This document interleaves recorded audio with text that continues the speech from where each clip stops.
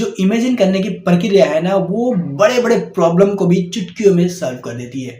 आज हम जानते हैं एक कहानी के माध्यम से कि आपका जो दृष्टिकोण है, आपकी जो नज़रिया है, वो कितनी खतरनाक तरीके से आपके प्रॉब्लम को चुटकियों में सॉल्व करता है। एक कहानी है जिसमें एक बुजुर्ग व्यक्ति बीमार पड़ता है, बुरी तरह से बीमार पड़ता है। उसको अब ज़रूरत है कि उसको हॉस्पिटल लेके जाया जाए। हॉस्पिटल में लेके जाते हैं। हॉस्पिटल में जाते ही उसको परेशानी डॉक्टर के सामने बताना होता है। डॉक्टर को सारी परेशानी बताई जाती है क्योंकि ये व्यक्ति बुरी तरह से परेशान है और उसको एक शिफ्ट किया जाता है इसे बेड में, क्योंकि उसको एडमिट किया जाता है हॉस्पिटल में। एडमिट करेंगे तो उसके बगल में एक बेड लगाया जाता है जिसमें वो एक दूसरा मरीज बैठता है जो कि खिड़की के बिल्कुल बगल में है। अब ऐसा होता है कि वो व्यक्ति जो खिड़की के बगल में बैठता है वो बुरी तरह से परेशान है और जो आज एडमिट हुआ वो भी बुरी तरह परेशान है। दोनों परेशानियों से जूझते हुए हॉस्पिटल जाते हैं, क्योंकि कोई भी व्यक्ति हॉस्पिटल तभी जाता है जब उसको पूरी तरह से परेशानी होती है, जो ऐसा लगता है कि उसको घर पे अब सोल्यूशन नहीं हो सकता, तभी वो हॉस्पिटल पहुंचता है। अब ऐसा होता है कि यहाँ पे जो खिड़की के बगल में बैठा हुआ मरीज है वो एक इतनी आइडियल तरीके से इमेजिन करता है कि उस व्यक्ति को खुश करने के लिए इतनी शानदार आइडियाज लेके आता है। आपके सामने बताने जा रहा हूँ। देखिए, वो खिड़की बैठा हुआ व्यक्ति कभी अपने दोस्त को ये बताता है कि अरे बाहर जो इतने खूबसूरत फूल खिल रहे हैं, अरे वाह कितनी खूबसूरत सुंदर सुंदर खुशबू मेरे पास आ रही है, अरे वाह कितनी शानदार, अरे लाल लाल फूल फूल रहे हैं, अरे इतनी शानदार फूल है कि मैं तो अगर मैं ठीक होता तो इन फूल को बाजार में ले आके बेचता और अच्छा खासा पैसा कमाता। और वो उसके बगल में बैठा मरीज जो आज आज एडमिट हुआ है वो व्यक्ति भी अरे वाह क्या बात है, इतनी अच्छी अच्छी बातें कर रहा है, तो यार मतलब खिड़की के बाहर बहुत शानदार शानदार फूले हैं, अच्छा अच्छा अच्छा। और अगले दिन फिर दोबारा से वो रिपीट करता है कि अरे इतने सारे लोग यहाँ पे, मेला लग रहा है, अरे तो झूला भी लग रहे हैं, मेला भी लग रहा है और लोग इधर उधर जा भी रहे हैं और अच्छा खासा है, बच्चे कितने अच्छे से खेल रहे हैं, अरे वाह मुझे भी बहुत ही अच्छा लग रहा है, मैं भी चाहता कि मैं बाहर जाऊं और इन बच्चों के साथ खेलूं और मेला में झूलूं। अरे वाह, उसके बगल में बैठा वो मरीज वो भी सोचता अरे क्या खूबसूरत नज़ारा बता रहा है, तो अरे बाहर खिड़की में बच्चे खेल रहे हैं और मेला लगी हुई है और इतने सारे झूले भी लगे हुए हैं, मैं भी चाहता हूँ कि वो जाके देखूं।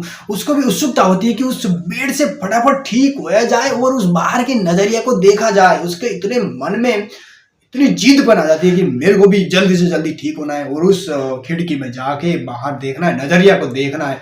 और धीरे धीरे वो व्यक्ति फिर और आइडिया लेके आता है, नए नए तरीके उसके सामने बताता है, ऐसा उत्सुक कर देता है कि उसको अब तो मेरे को ठीक होके उस खिड़की में जाके उसको देखना ही देखना है। अब धीरे धीरे उसको जो प्रेम थी ना, उस दोस्ती सी बनी थी, जो प्रेम, वो जो खिड़की के बगल में बैठा खिड़की में बैठा था, उसके साथ दुश्मनी सी हो जाती है। वो रोज देखता है, मेरे को कोई देखने को नहीं मिलता क्योंकि मेरे को साइड में सीट दिया गया है।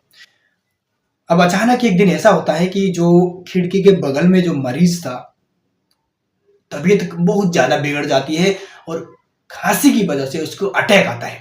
अब बुरी तरह से अटैक आता है, जैसे हार्ट अटैक आती है ना, उसी तरह से खांसी की भी अटैक आती है और डॉक्टर को बुलाने की जरूरत पड़ती है। लेकिन वहां पे वो जो दूसरा जो खिड़की के बगल में बैठा हुआ है वो व्यक्ति को एक बटन दबाना चाहिए था ताकि वो बटन दबाते ही डॉक्टर आके उसको देखते, लेकिन उसने बटन नहीं दबाई।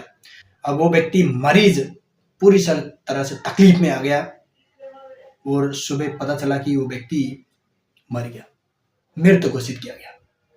जो दोस्त उसको इतनी शानदार काल्पनिक दृश्य बताता था वो मर गया। अब जो बगल में बैठा हुआ था उसने क्या किया कि डॉक्टरों को बताया कि मेरे को जो खिड़की के बगल में जो बेड है ना उसमें शिफ्ट कर दीजिए क्योंकि मेरे को खिड़की में जाना है।